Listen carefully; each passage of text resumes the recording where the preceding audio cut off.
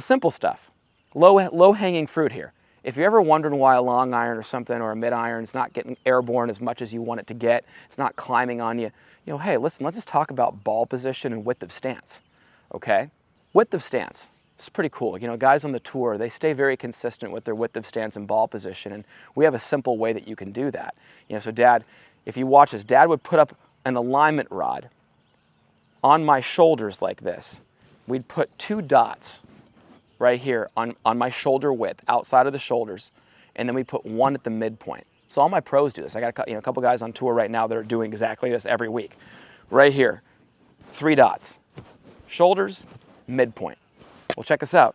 You put that on the ground, and all of a sudden I see the width of my shoulders, wedges. And this is approximately, you can adjust according to the shot you're hitting, but give you like the approximate of where ground zero, where we should typically be, okay? Outsides of the feet align with the outsides of the shoulders for wedges. Middle of my feet to the outsides of my shoulders for irons. Insides of my feet to the outsides of my shoulders for woods. Let's think about why. The narrower my stance gets, the more V-shaped my swing gets. Okay, I get narrower, I'm going to create a better angle of attack, a little steeper angle of attack. With a high lofted club, that's necessary. Okay, if I go real wide, and now this is a U-shaped bottom of the swing, and I have that ball forward where I play it with a driver, well, and I hit that with a wedge, I got 56 degrees going like this. The ball's gonna ride up the face and go up in the air like this. Not only that, I probably won't make good contact often. I might hit the ground before the ball, might hit the ball itself, but striking down on top of the golf ball, guys, is 2 things.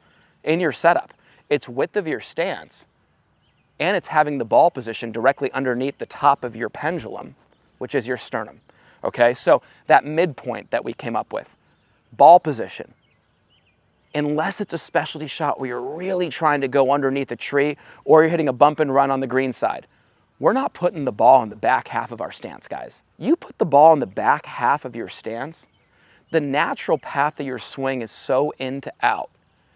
And not only that, it's where the pendulum would be swinging down, extreme. So down and right. Well, if I need the ball to go in this direction, I'm gonna be forced to back up and flip that thing to get it online. So you're putting yourself in jail with not knowing the right ball position for the club you have. Wedges, woods, and everything in between. And I'm telling you right now, I've heard Butch Harmon say this, and I've even told my players, you almost could take every iron and put it underneath the logo on your shirt and you'd be just fine. And the funny thing about that is, guess what? Those of you who toss it and go, God, I would just never hit my wedges low like that. I would never compress it. No. Hit enough balls right here. Guess what you end up doing? Being more there. Hit enough balls back there. You're requiring yourself to go like this, okay? So that's really important. Ball position ranges from the center of your body to your lead shoulder, okay? The more up I move the ball, the more the club levels out, and even by the time it gets up here, almost swings a little up, right? Now, driver, wider stance, more U-shaped bottom of the swing, ball forward, ahead of the top of my pendulum. You're not hitting up in your swing. You're not hitting up in your swing. Your setup is hitting up for you, okay? My best drivers of the golf ball feel like even sometimes they're almost hitting down through it, hitting more level through the golf ball. But the problem is, if you've been the guy who's been told, I got to hit up on the driver, and you have this wide of a stance, and you're playing it off your left heel like everybody else tells you in the world, play it off your left heel. With what width of stance? With this width of stance? With this width of stance? Left heel here is right here where I'd be playing my 8-iron. But if I get the right width of stance, according to my shoulders, well, now left heel is correct on my left shoulder. That's where my arm can extend and the club can actually have the loft it needs with the driver to get the ball airborne and also buy it the time to square up.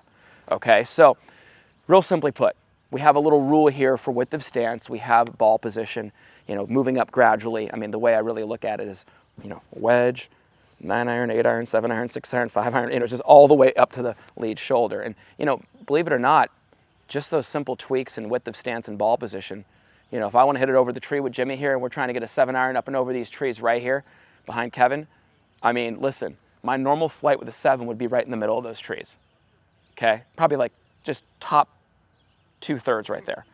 To get it airborne, you know what I do? I'd widen it a little bit, I get that ball a little more forward, and guess what?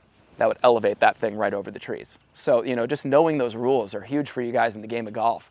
You got to get over a bunker, something like that, it's downwind, you want the ball to land a little softer, a little wider, move the ball a little forward, okay? At Porzak Golf, we take a lot of pride in having developed some of the best and most consistent golf swings on the planet. We do this through simplicity.